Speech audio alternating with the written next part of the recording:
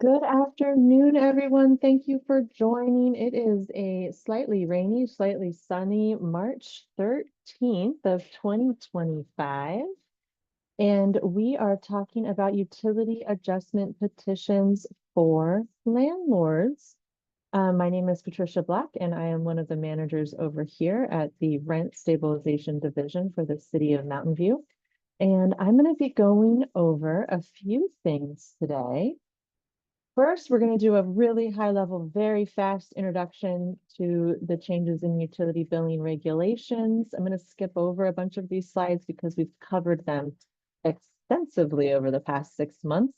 And if you need more information about just the basics here, you can go ahead and reach out to me and I will get back to you. You can email me, or you can go and watch some of the other workshops that we've done. They're available online at mountainview.gov/rubs, and you can access previous workshops there where I go over the regulation changes in depth, or the regulation updates, the updates in the petition process, and some of the very early stages of this. And we're now kind of jumping in, starting to actually process petitions, getting them finalized. And so I'll be going over some of the middle steps today a little bit more in depth. All right. I want to note that you can make you can request a clarification on things that I'm covering. You can ask questions. You can participate in the workshop, and I encourage that you do that. This is a perfect time to ask your questions. You can do that through using the Q&A function or by raising your hand, and I can allow you to speak. I'll keep an eye out and then make sure that we have question breaks at every kind of transition slide in the presentation. So I'm going to start off by just going over the changes in utility billing. Under the CSFRA, rent includes utilities and is subject to rent increase limitations. That means that only one rent increase can be given every 12 months. These rent increases are subject to the yearly rent increase limits, otherwise known as the AGA, or annual general adjustment, and there can be no fluctuating rental costs within a 12-month period. To further clarify this, so this has always been the case under the CSFRA since the date that the law went into effect on December 23rd of 2016. And just to clarify, that rent has always been and is a part of rent, that utilities are a part of rent. This Rental Housing Committee adopted regulations on December 18th of 2023. It's been about a year. So in order to incorporate let me go back a little bit. The issue here is that a lot of property owners did not have utilities incorporated into rent as required under the CSFRA. So to allow an opportunity for that to happen, the Rental Housing Committee adopted regulations for a one-time process that allows property owners to incorporate utilities that were currently being charged separately through something called a ratio utility billing system into a fixed amount that is included in the tenant's total rent. And we're doing that through this one-time utility adjustment petition process, where we have your physical space rent for the actual unit, plus the separate utilities that are currently being charged through RUBS. Those will get combined into one total rent payment. And this applies to only fully covered CSFRA units. Everyone who has a CSFRA fully covered unit needs to contact my office and submit a petition for verification, even if utilities are already included in rent. If utilities are already included in rent, reach out to me and I will help you. This process does not apply to partially covered CSFRA units or mobile homes. Mobile homes are specifically covered with utilities under the mobile home residency law, which is the state law, and not under the MHRSO for this particular issue. So before I get going on key points of the regulations, does anyone have any questions? You can raise your hand or use the Q&A function. All right, it doesn't look like anyone has any questions, so I'm going to keep going. So the question here is, what type of utilities should be included in rent? Any utilities that are paid by the tenant directly to the landlord or through a third-party billing service like RUBS, such as a third-party billing service might be a con service or multi-family utility services.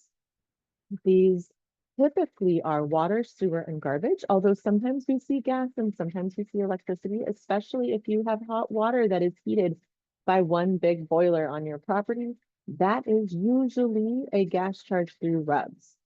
If that's the case, these are utility charges that are paid to a third-party billing service, and that is technically not allowed. Those utilities are the ones that will be impacted by the petition process. Utility charges that are paid directly by the tenant specific to their usage to a utility service provider like PG&E, or that are sub-metered where their usage is recorded and the property owner then pays the service provider directly, are exempt from this. If you are, again, if you are a property owner who already has utilities included in rent, or all of your utilities are sub-metered, please reach out to my office. So the key points of the regulations. Starting March 1st of 2024, so a year ago, every new tenancy after March 1st, 2024, needed to include utilities in total rent. If that was not the case, you are in violation of the law and you need to reach out to me so I can help you get back in compliance. RUBS is not allowed for those new tenancies, and the rental agreement must state the total rent amount and specify the type of utilities and housing service fees that are included in the rent. Again, for new tenants, total rent must include utilities. For existing tenancies, those are the ones starting prior to March 1st of 2024, RUBS can continue until a utility adjustment petition is filed with and approved by the city and the rent adjustment notice is given to tenants and the adjustment goes into effect. Utility charges for vacant or newly rented units may not be allocated to existing rental units through RUBS or similar systems. And once again, utility charges paid directly by the tenant to the utility service provider are exempt from this process. So what does this really break down to? For a limited time, utilities can continue to be charged separate from rent through RUBS for existing tenancies.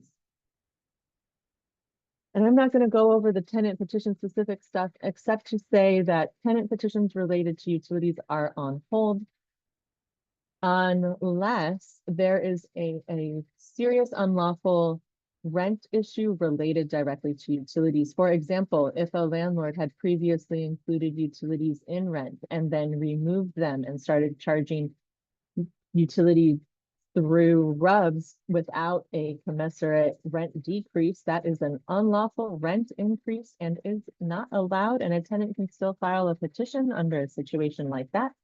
Also, if that is the scenario that is impacting your property, you are not able to file a petition for utility adjustment if that is the case for that any unit or a specific unit on your property. Before I go forward, are there any questions? I want to make sure that I am giving time for people to ask questions. This is your opportunity to do so. We have a relatively small group, so please go ahead and feel free to ask. It always helps other people when you ask your questions.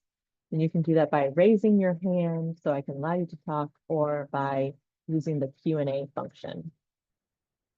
Okay, no questions. We're going to keep moving along. So the utility adjustment petition process looks like this. We have phases 1, 2, and 3, which are complete. That involves performing research and receiving input, adopting regulations, and implementing the process. We are now in phases 4, 5, and 6, all of which will continue until the process is completely over. And you can see here that I need to update these slides because we've had a slight change in the deadline. So for the petition submittals, they are actually, the deadlines have been amended and pushed out by 2 months. So if you have a property that has more than 20 units on the property, your due date is now April 30th. It's no longer February 28th, it's April 30th. If you have 6 to 20 units on your property, your due date is now July 31st.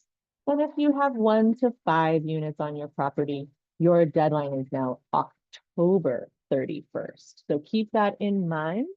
Those deadlines have changed, and please contact my office if you have any questions. The next thing to kind of consider or think about is to figure out which petition process is required for your property. There are 3 types of petitions out there. One is the standard petition. The other one is all utilities, and the last one is the condensed process. For the standard petition, this is a situation where at least one of the following utilities are paid through RUBS, water, sewer, and trash, and gas and electric are completely sub-metered or included in rent. If that's the case, you'd use workbook A. If you have those 3 utilities, water, sewer, and trash, billed through RUBS, and at least one of either gas or electric is paid through RUBS as well in any way, shape, or form, including that hot water heating situation, that's going to be workbook B that you'll want to be working with. And then lastly, if you have all of your utilities included in rent or are all sub-metered or a combination of that, then you would use the condensed process. And if that is your situation, please again contact me. So this is the overview of the process. This is very high level. I'm not going to go into this right now, except to say that we are reviewing petitions and calculations as we speak and trying to get some of these actually finalized and out the door. This is a lot of details on what happens to make utility charges become part of rent. And I'm going to go over this in a little bit more detail, but first we're going to take a look at a couple forms and we're going to come back to these slides. So I'm going to go ahead and show you a few forms that you will be seeing and using. I'm going to stop sharing my screen for a moment to pull these up for you. And we're going to start with what the petition form looks like. I'm not going to go through it today. Again, I have other workshops where I do go through the form very specifically.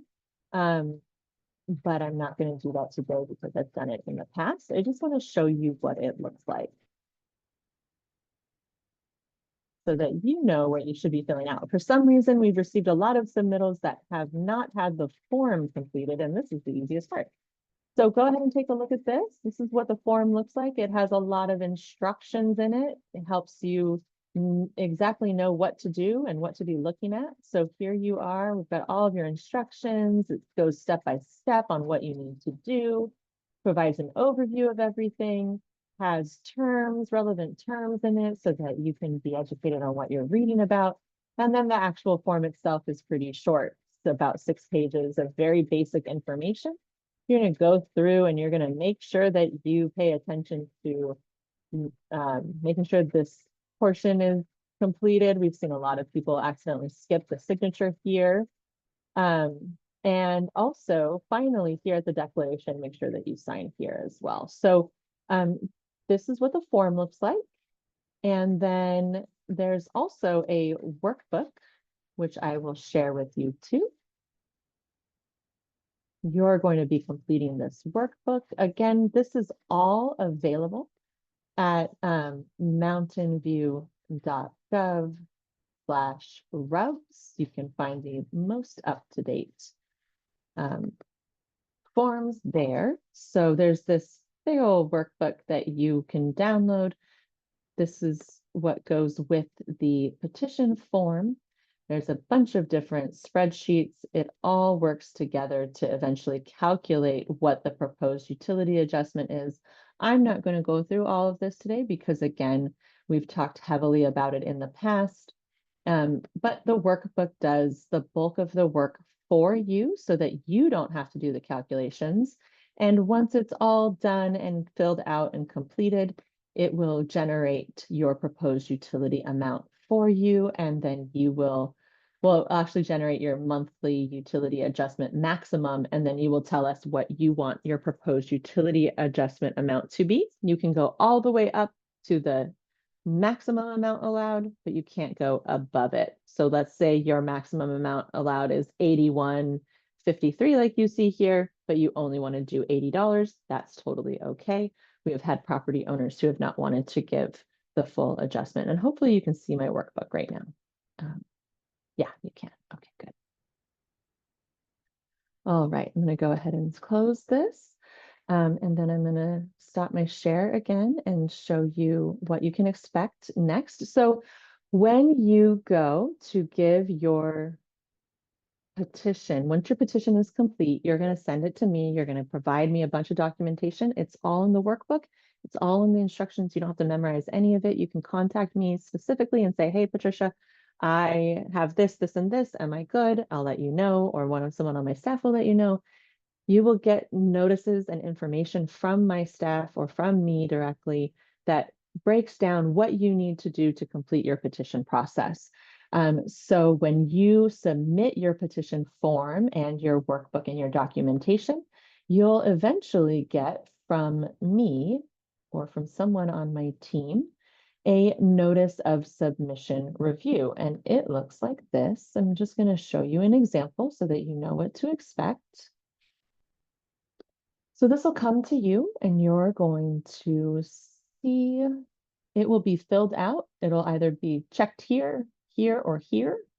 And then correspondingly, that it's ready to serve or not ready to serve. And if it's not ready to serve, it'll be marked here. And then it will also be marked where your corrective action needs to occur. So for here, for example, the petition form is missing information. Someone didn't sign it, and then we'll put in the comments here, signatures needed, something like that. So you'll see this, it will be explicit. It will let you know exactly what you need to do to correct your petition form or your workbook or whatever is missing information.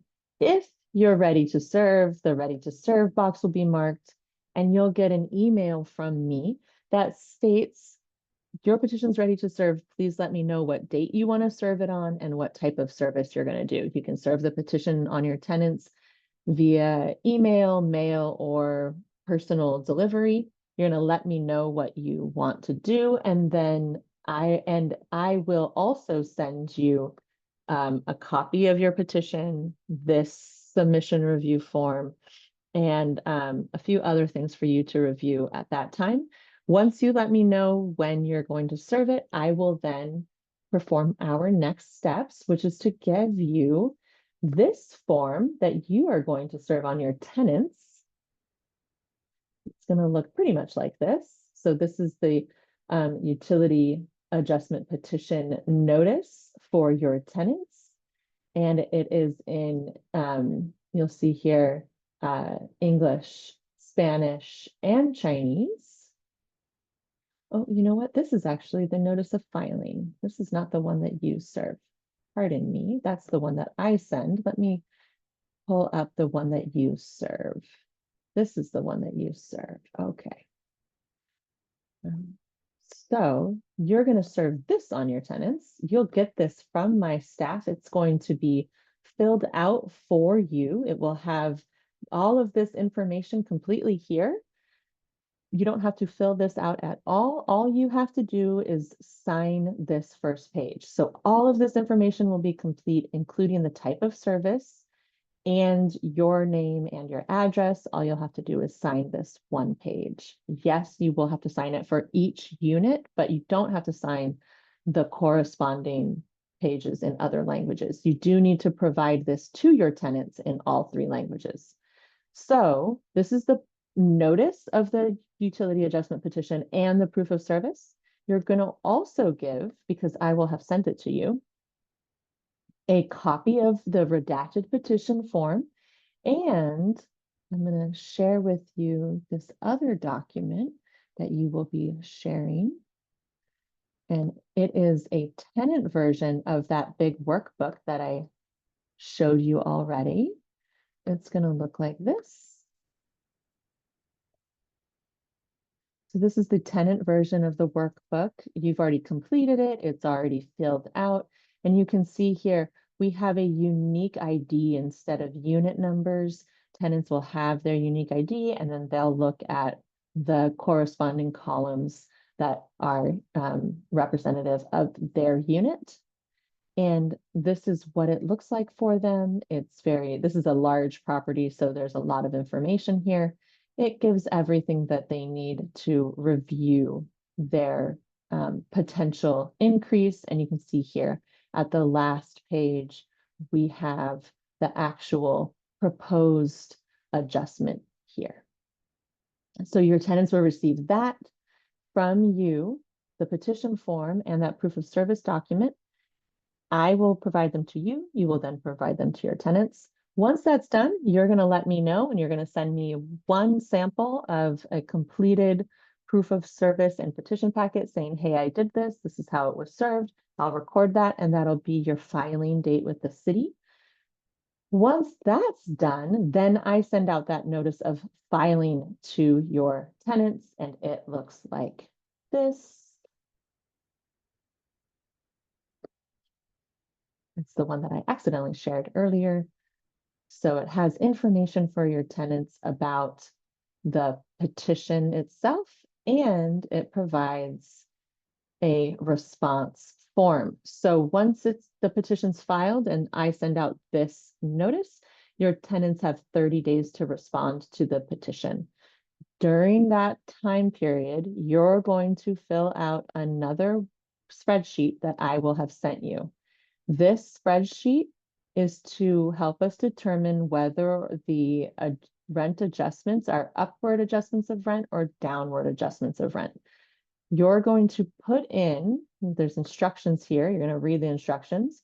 You're going to input the utility charges for each unit for the time period from July 23rd through July 2023 through June of 2024 for each unit. And then this spreadsheet will automatically calculate the monthly average here. So you'll see, we'll go ahead and put in some just really basic dummy numbers.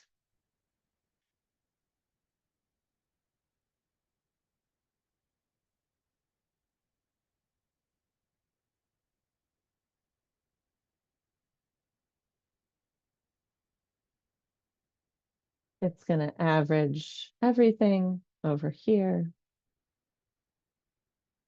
and then tell us what the average amount is. So it's taking every month that you see here, totaling it, averaging it, and then doing an adjustment for inflation.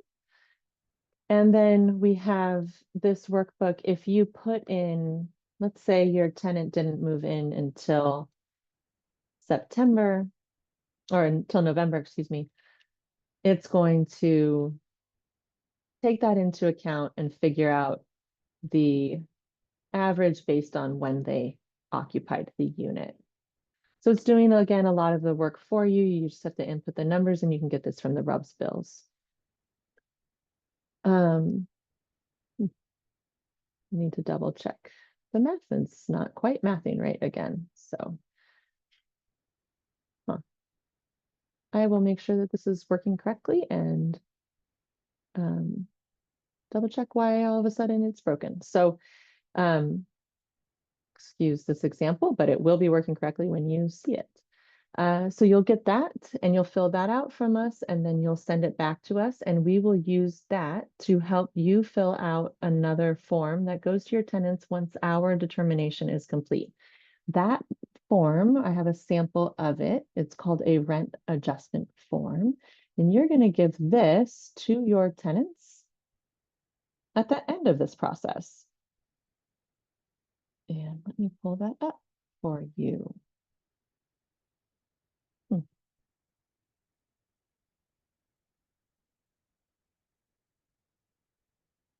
So this is the rent adjustment form.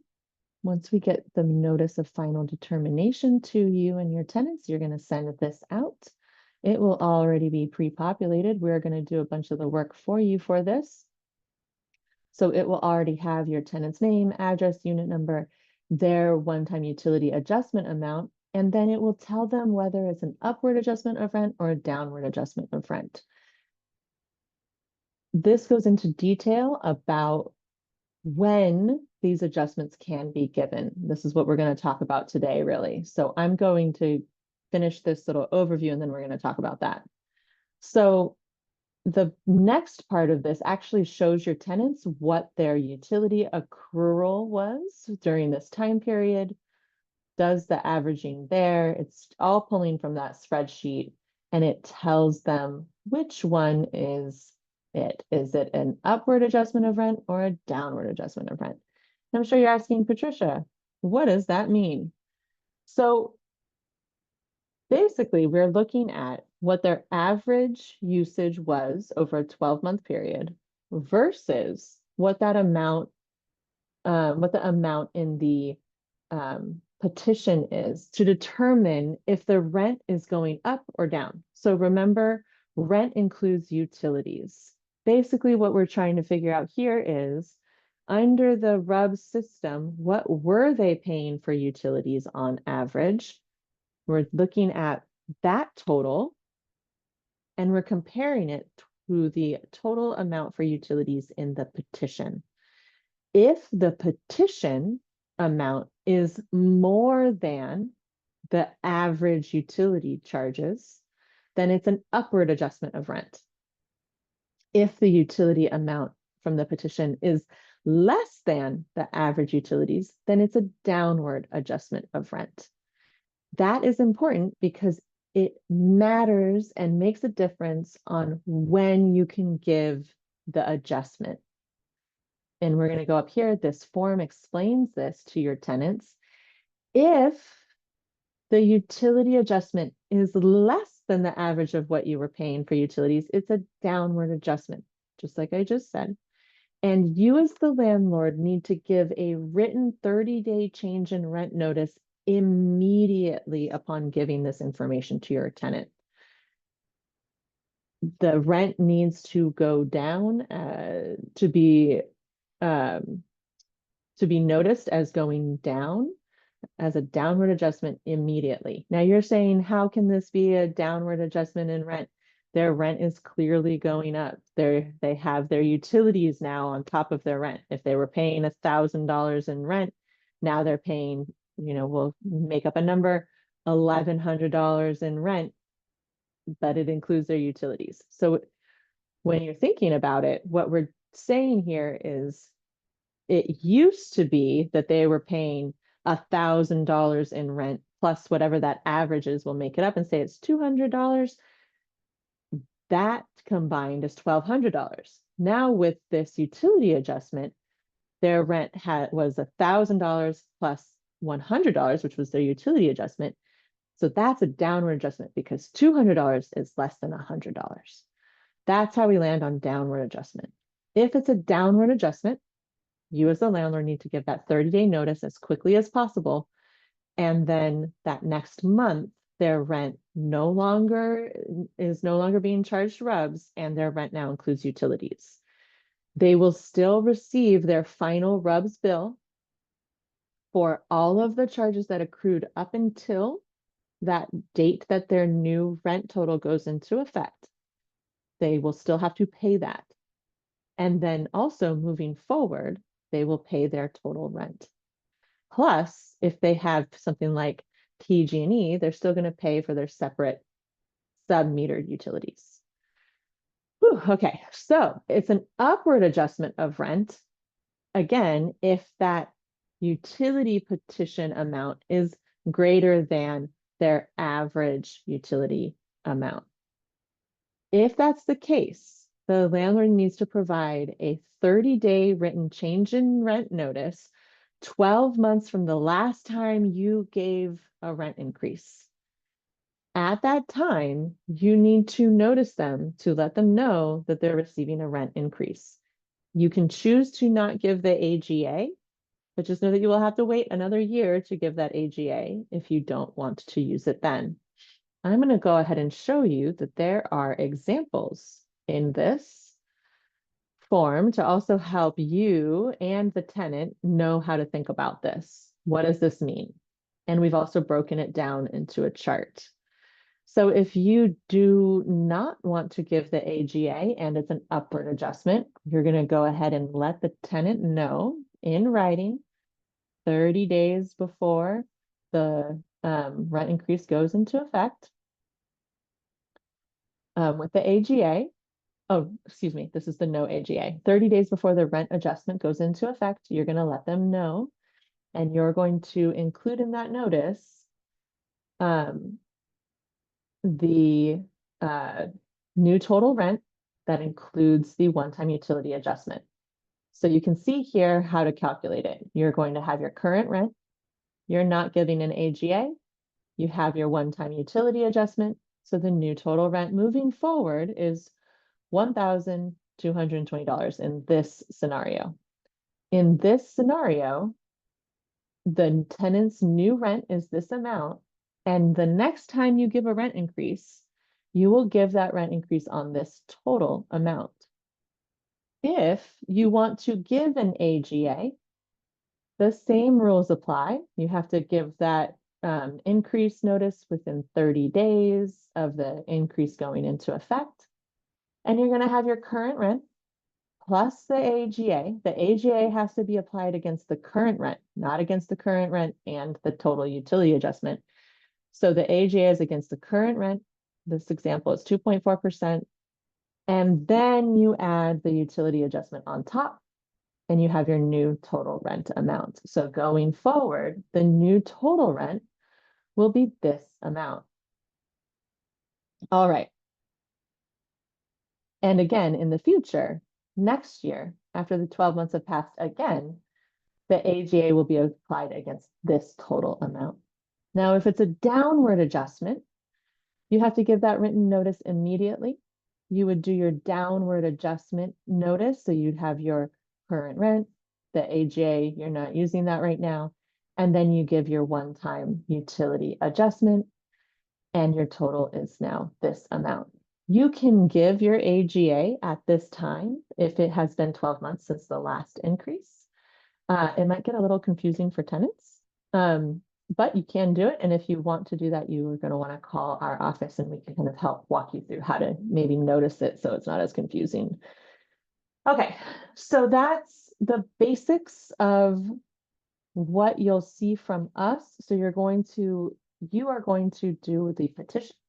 You're going to send us the workbook and some documentation. We then will review your submission and let you know if it's complete or not complete. If it's complete, you will then serve the petition and the workbook that we send you on your tenants. And then you're going to let me know. I will send out a notice of filing to your tenants. They have 30 days to respond. During that time period, you're going to fill out that utility averages spreadsheet that I send you. You're going to send that back to me. Then we as staff will review tenant responses, reach back out to you if there's any changes that need to be made or if tenants had questions about anything. We will then review your calculations as required by the regulations and send out a notice of final determination. Once that notice of final determination goes out, we will also send out the downward or upward adjustment form completed for you so that all you have to do is give it to your tenants and then you will notice your tenants. That's the basic flow of this process. It takes a little while on staff side. We are processing a lot of petitions right now and working very diligently to get through them as quickly as possible. If you have any questions about that process, you can always reach out to us at mvrent@mountainview.gov and we will get back to you as quickly as possible in that. And I am going to go ahead and pull up our presentation again and start sharing it as well so that you can look at this instead. So this goes into those things that we just talked about, how the upward and downward adjustment kind of conversation, how to think about it, goes into details with that. And then what happens if a landlord does not submit a petition on time? So if you as a property owner use RUBS and do not submit a petition, there are some pretty significant penalties for that. So the first thing is that you forego the one-time ability to add a utility adjustment amount to the rent, and you also can no longer charge separately for utilities. So that means that your current rent amount now automatically is assumed to include utility charges. So instead of being able to have $1,000 plus $150, which equals a new total rent of $1,150, you're just at that $1,000, and that includes utilities now. Those utilities, like I said, cannot be billed separately unless those utilities are individually sub-metered. And tenants can file unlawful rent petitions with the city to recover any overpayment due to RUBS charges. What does that mean? That means that if your tenant moved in 2015, the law went into effect in 2016, and you were charging through RUBS that entire time that those utility charges were being billed separately from rent, you're considered in violation of the law, and a tenant can recover all of the overpayments that they've paid in their utilities through RUBS. So just keep that in mind. That would be a substantial penalty. And also you'd have to technically roll back any rent increases that you gave during that time period because you were out of violation with the law. So this is a kind of like an amnesty period. You can think of it that way. And it's really important to complete the petition or contact our office and try to figure out what to do. Okay, I'm not going to go over this because all of this stuff is in our workbooks. You don't have to worry about it. They do the work for you, but you can get the forms at mountainview.gov/RUBS. And then this is all of those details. So to prepare for the petition, what do you need to do? You need to gather your utility bills from July 1st of 2023 through June 30th of 2024. You need to get some documentation of your common area facilities. If you have a pool, take a picture of it, take a screenshot of it off of a map, take a picture of your laundry facilities. Show me what your landscaping looks like. Take a picture of your sub meters. If you have sub meters on the property, this could be pictures of the sub meters. That's all I need, or individual bills. You need to gather rental agreements that show that utilities are part of rent, and rental agreements that show that utilities are not part of rent. And then you need to come up with the unit information for each unit on your property. You also need to gather tenant information, and if you're doing the condensed petition process, just proof of those submeters. Alrighty, so we are at the end of our workshop this afternoon. Unless there are questions, does anyone have any questions today? Again, you can use the Q&A feature or raise your hand. This is your time to shine. All right, we've got one person. Hi, Elaine. I'm going to allow you to talk. All right, go ahead, Elaine. You can unmute yourself. Okay. Can you hear me? I can. Oh, great. Thank you. Thank you for all the good information. I learned a lot. But I do have a question, for the current situation for this 8 unit we have on the property, and the owner pays for the water as well as garbage. And the PG&E, because we have a sub-meter, so each tenant pay their own, right? So do we have to, because we never bill them monthly extra utility for the water and the garbage. So in order for us to petition, to file a petition, we need to collect all the information which we had it for all the water bills as well as the monthly garbage payment, right? No, so you don't need to do that because you are already including utilities and rent. Go ahead and send me an email, Elaine, I'll type hopefully you can see this. Oh, no, you can't. My email is Patricia, PATRICIA dot PATRICIA CIA dot black, BLACK, just like the color, at mountainview.gov. Okay. Just send me an email and I'll walk you through what you need to do to be in compliance. Okay, great. Thank you. I really appreciate it. Of course. Thank you for joining today. Does anyone else have any questions out there? Okay, no more questions. Well, this is also, looks like we got another one. Okay, great. I'm going to allow you to ask your question, Medina. You can go ahead and unmute yourself. There you go. I do have a question regarding the leases. Do we need to provide all the leases or one lease that shows that we charge, let's say half of our property it's paying and half it's not? Just one. Please do not provide me one of each. Please do not provide me with all of your leases for your property. I I don't want needed to to. see all of them. Okay, no Just one. problem. Thank Yeah, you. good question.